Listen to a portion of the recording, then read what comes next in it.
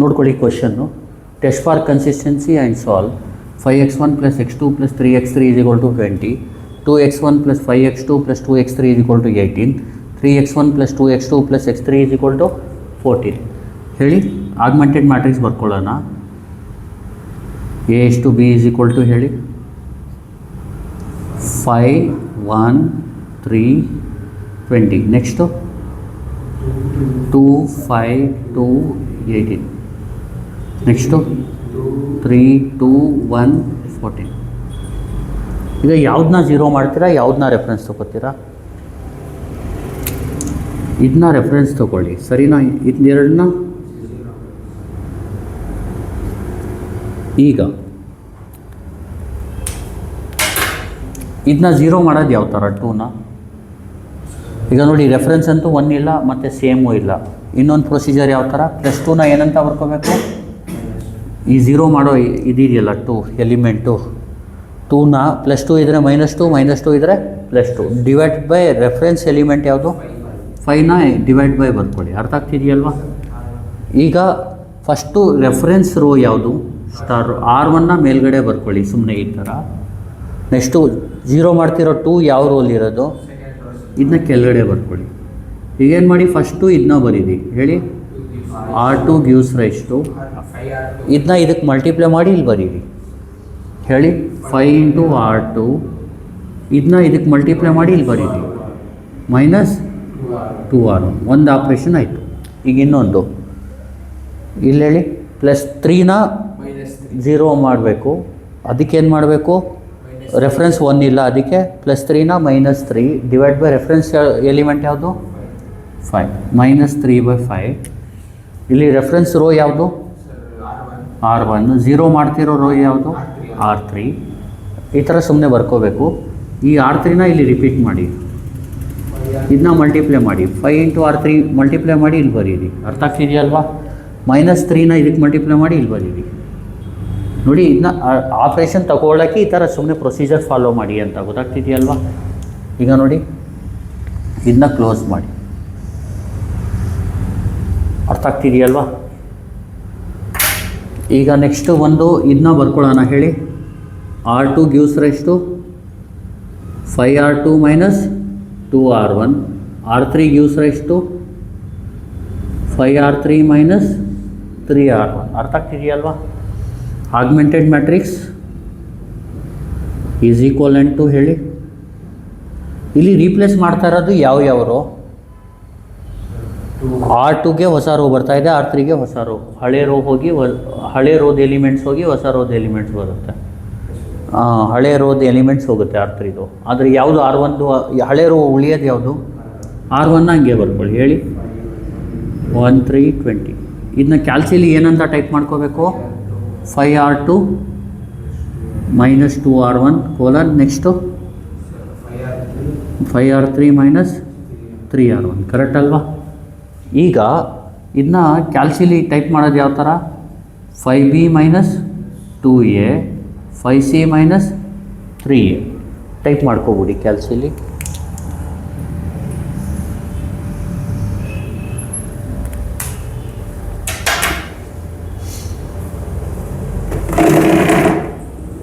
ನೋಡಿ, ಶಿಫ್ಟು 9 ಯಾನ್ ಮಾಡ್ಕೊಳ್ಳಿ. ಶಿಫ್ಟು 9 3 ಈಕ್ವಲ್ ಕ್ಲಿಯರ್ ಮಾಡ್ಕೊಬಿಡಿ. ಫಸ್ಟ್ ಏನು ಹೊಡಿಬೇಕು? 5B ಅಂದರೆ ಆಲ್ಫಾ ಹೊಡೆದು ಇದು ಹೊಡೆದ್ರೆ B ಬರುತ್ತೆ. -2 alpha A alpha integral. Next 5 alpha C -3 alpha. Correct ಅಲ್ವಾ? ಕ್ಯಾಲ್ಕುಲೇಟು. ಇಲ್ಲಿ ಏನು ಕೇಳ್ತಾ ಇದೆ? B. ಈಗ ನೋಡಿ, ಇಲ್ಲಿ B ಫಸ್ಟ್ ರೋಲಿ B ಯಾವುದು? 2. A ಯಾವುದು? 5. C ಯಾವುದು? 3. ಫಸ್ಟ್ ಕಾಲಮಲ್ಲಿ B ಏನು? 2. A ಏನು? C ಏನು? 3. ಅದನ್ನ ಹಾಕಿ. ಹೇಳಿ B ಏನು? 2. A ಏನು? 5. C ಏನು? 3. ಆನ್ಸರ್ ಏನು? 0 0 ಬರ್ಕೋಬಿಡಿ. ಫಸ್ಟ್ ಕಾಲಮಲ್ಲಿ ಏನು ಬರೀಬೇಕು? 0 0. ಈಗ ಸೆಕೆಂಡ್ ಕಾಲಮಲ್ಲಿ B ಏನು? 5. A ಏನು? C ಏನು? 2. ಅದನ್ನ ಹೊಡೀರಿ. ಹೇಳಿ ಈಕ್ವಲ್ ಬಿ ಏನು 5 ಎ ಏನು 1 ಸಿ ಏನು 2 ಆನ್ಸರ್ ಏನು 23 7.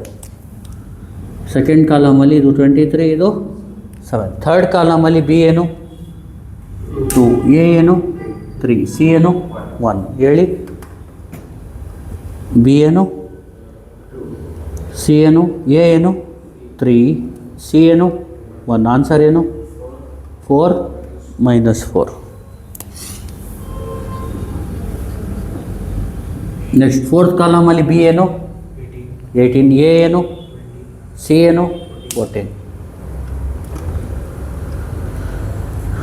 ಬಿ ಏನು 18 ಎ ಏನು 20 ಸಿ ಏನು 14 ಆನ್ಸರ್ ಏನು 50 10. ಗೊತ್ತಾಗ್ತಿದೆಯಲ್ವಾ? ಕರೆಕ್ಟಾಗಿದೆಯಾ ಇದು? ಈಗ ನೆಕ್ಸ್ಟ್ ಬಂದು ಯಾವುದನ್ನ 0 ಮಾಡಬೇಕು? 7ನ 0 ಮಾಡೋಣ. ಅರ್ಥ ಆಗ್ತಿದೆಯಲ್ವಾ? ರೆಫರೆನ್ಸ್ ಯಾವ್ದು ತೊಗೊಳ್ಳೋಣ? 23. ಅರ್ಥ ಆಗ್ತಿದೆಯಲ್ಲ? ಇದನ್ನ 0 ಮಾಡೋದು ಯಾವ ಥರ? ಇದು 1 ಇಲ್ಲ ಸೇಮು ಇಲ್ಲ ಅಂದರೆ ಈ 7ನ 0 ಮಾಡೋಕ್ಕೆ +7 ಬದಲು ಏನಂತ ಬರ್ಕೋಬೇಕು? Divide by 23. ಈ ಸ್ಟಾರ್ ಯಾವ ರೋಲ್ ಇರೋದು? R2 ಬರ್ಕೋಬಿಡಿ. ಇದು 7 ಯಾವ ರೋಲ್ ಇರೋದು? ಫಸ್ಟ್ R3ನ ಇಲ್ಲಿ ರಿಪೀಟ್ ಮಾಡಿ, ಆಮೇಲೆ ಗಿವ್ಸ್ ರೈಸ್ ಟು 23 × R3 ಅಂದರೆ -7 R2. ಗೊತ್ತಾಗ್ತಿದೆಯಲ್ವಾ? ಇದೆಲ್ಲ ರಫ್ ವರ್ಕು, ಇದೆಲ್ಲ ಎಕ್ಸಾಮಲ್ಲಿ ಬರೆಯೋಕ್ಕೆ ಹೋಗ್ಬಿಡಿ, ಸರಿನಾ? ಈಗ ಹೇಳಿ ಏನಾಗುತ್ತೆ ಇದು? ಇಲ್ಲೇನು ಬರೀಬೇಕು? R3 23 R3 -7 R2. ಇದನ್ನ ಟೈಪ್ ಮಾಡ್ಕೊಳ್ಳೋಣ ಅಲ್ವಾ? ಹೇಳಿ ಏನಂತ ಟೈಪ್ ಮಾಡ್ತೀರಾ? 23C -7B. ನೋಡಿ 23C -7B. Calculate. First ಕಾಲಮಲ್ಲಿ C ಏನು?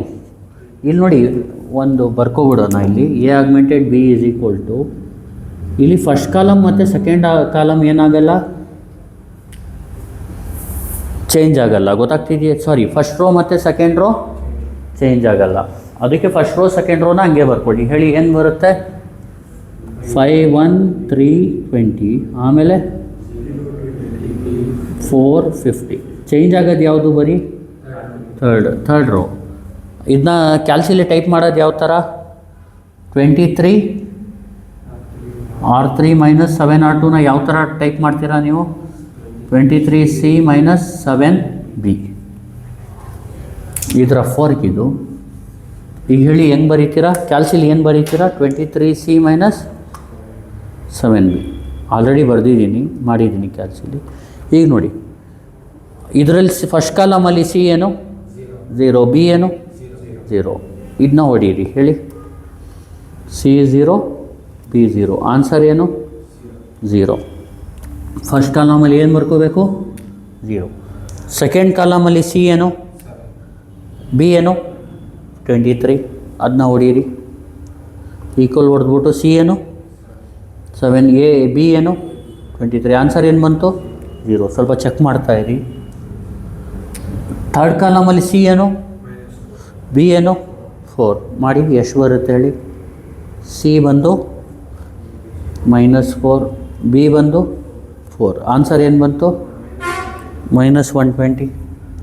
ಫೋರ್ತ್ ಕಾಲಮಲ್ಲಿ ಸಿ ಏನು 10, ಬಿ ಏನು 50. ಅರ್ಥ ಆಗ್ತಿದೆಯಲ್ವಾ? ಅದನ್ನ ಟೈಪ್ ಮಾಡೋಣ. ಫೋರ್ತ್ ಕಾಲಮಲ್ಲಿ ಸಿ 10, ಬಿ 50. ಸಿ 10, ಬಿ ಎಷ್ಟು 50. ಎಷ್ಟು ಬಂತು? -120. ಕರೆಕ್ಟಾಗಿದೆಯಾ? ಈಗ ನೆಕ್ಸ್ಟ್ ಏನು ಮಾಡ್ಬೇಕು ಹೇಳಿ? ರ್ಯಾಂಕ್ ಆಫ್ ಎ ಏನು? 3. Very good. ಯಾಕೆ? ನಾನ್ ಝೀರೋ ರೋ ಎಲ್ಲಿ ಎಷ್ಟಿದೆ? 3 ಇದೆ. Rank of A is equal to 3. Rank of A augmented B ಎಷ್ಟು? ಮತ್ತು ಎನ್ ಎಷ್ಟು? 3. ದೇರ್ ಫೋರ್ ಹೇಳಿ rank of A is equal to rank of A augmented B is equal to n is equal to 3. Therefore, the system of equations ಅಥವಾ the system is ಅಂತ ಬರ್ಕೊಂಡ್ರು ನಡೆಯುತ್ತೆ. Is consistent, correct ಅಲ್ವಾ? ಆಮೇಲೆ consistent ಆದಮೇಲೆ and will have unique solution, correct ಅಲ್ವಾ? ಇದಾದಮೇಲೆ ಏನು ಮಾಡಬೇಕು?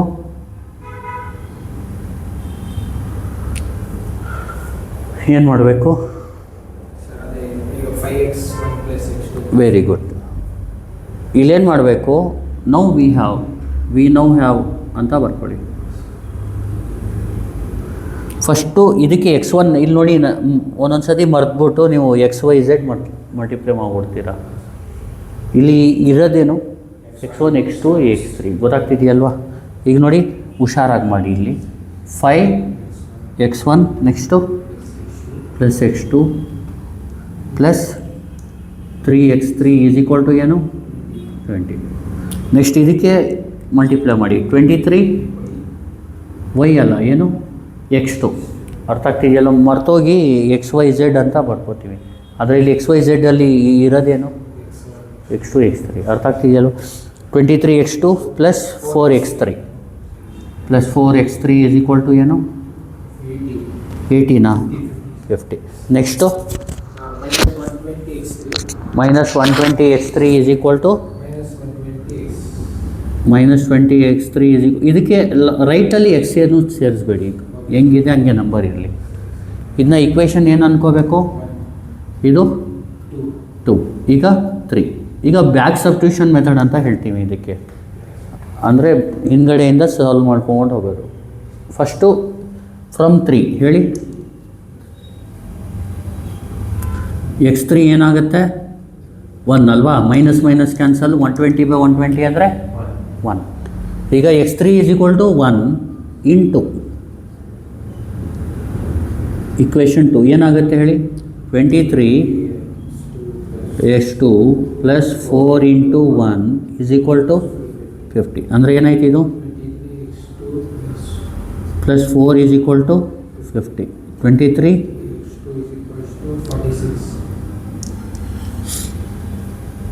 46 ಕರೆಕ್ಟ್ ಅಲ್ವಾ? ಅಂದರೆ x2 ಏನಾಯಿತು? 2. ನೆಕ್ಸ್ಟು ಎಲ್ಲಿ ಬರೀಲಿ? ಇದು ಗೊತ್ತಾಗತ್ತಲ್ವಾ? ಇಲ್ಲೇ ಬರೆದ್ಬಿಡ್ಲ. x3 ಏನು? ಆ್ಯಂಡ್ x2 ಏನು? 2 ಇನ್ ಇಕ್ವೇಷನ್ 1. ಅರ್ಥ ಆಗ್ತಿದೆಯಲ್ವಾ? ಇದು ಸಬ್ಸ್ಟಿಟ್ಯೂಟ್ ಮಾಡಿದ್ರೆ ಏನಾಗುತ್ತೆ ಈಗ?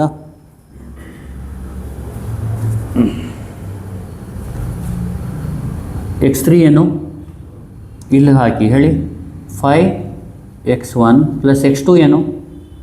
2 ಪ್ಲಸ್ 3 ಇಂಟು x3 ಏನು? Is equal to 5x1 plus 2 plus 3 ಎಷ್ಟು? ಸಾರಿ 5 ಅಲ್ವಾ? ಈಸ್ ಈಕ್ವಲ್ ಟು ಎಷ್ಟು? 20. 5x1 20 ಮೈನಸ್ 5 ಎಷ್ಟಾಗುತ್ತೆ? x1 ಏನಾಯಿತು? 15/5 ಅಂದರೆ 3. ದೇರ್ 4x1 ಏನು? x2 ಏನು? x3 ಏನು? 1. ಅರ್ಥ ಆಗ್ತಿದೆಯಲ್ವಾ? ಇಲ್ಲಿ ಯೂನಿಕ್ ಸೊಲ್ಯೂಷನ್ ಇದ್ದರೆ ಕ್ಯಾಲ್ಸಿಲಿ ನಾವು ವೆರಿಫೈ ಮಾಡ್ಕೋಬೋದು. ಇನ್ಫೈನೈಟ್ಗೆ ಮತ್ತು ಇನ್ಕನ್ಸಿಸ್ಟೆಂಟ್ಗೆ ಮಾಡೋಕ್ಕಾಗಲ್ಲ. ಗೊತ್ತಾಗ್ತಿದೆಯಲ್ವಾ? ಬರೀ ಯೂನಿಕ್ ಸೊಲ್ಯೂಷನ್ ಮಾತ್ರ ಕ್ಯಾಲ್ಸಿಲಿ ವೆರಿಫೈ ಮಾಡ್ಬೋದು. ವೆರಿಫೈ ಮಾಡೋದು ಯಾವ ಥರ ಅಂದರೆ ಹೇಳಿ. ಫಸ್ಟ್ ಏನು ಮಾಡಬೇಕು? ಆಗ್ಮೆಂಟೆಡ್ ಮ್ಯಾಟ್ರಿಕ್ಸ್ನ ಟೈಪ್ ಮಾಡ್ಕೋಬೇಕು. ಗೊತ್ತಾಗ್ತಿದೆಯಲ್ವಾ? ಇದು ಆಗ್ಮೆಂಟೆಡ್ ಮ್ಯಾಟ್ರಿಕ್ಸ್. ಹೇಳಿ.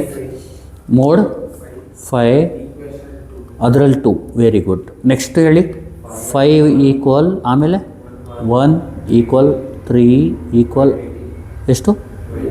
20 equal next 2 5 18 next 3 2 1 14. First value ಸಿಗೋದೇನು? ಎಕ್ಸ್ ವ್ಯಾಲ್ಯೂ ಅಂದರೆ ಇಲ್ಲಿ x1 value. x1 value 3, x2 value 2, x3 value 1. ಇಲ್ಲಿ XYZ ಅಂದರೆ ನಮಗೆ x1 x2 x3 ಇದ್ದಂಗೆ. ಕರೆಕ್ಟಾಗಿದೆಯಾ? ಅದು ಕರೆಕ್ಟಾಗಿದೆಯಾ? ಇದೇ ಬಂದಿತ್ತಾ ಆನ್ಸರು? ಹಾಂ, thank you. x1 3, x2 2, x3 is equal to 1. Solve ಮಾಡಿ ಹ್ಞೂ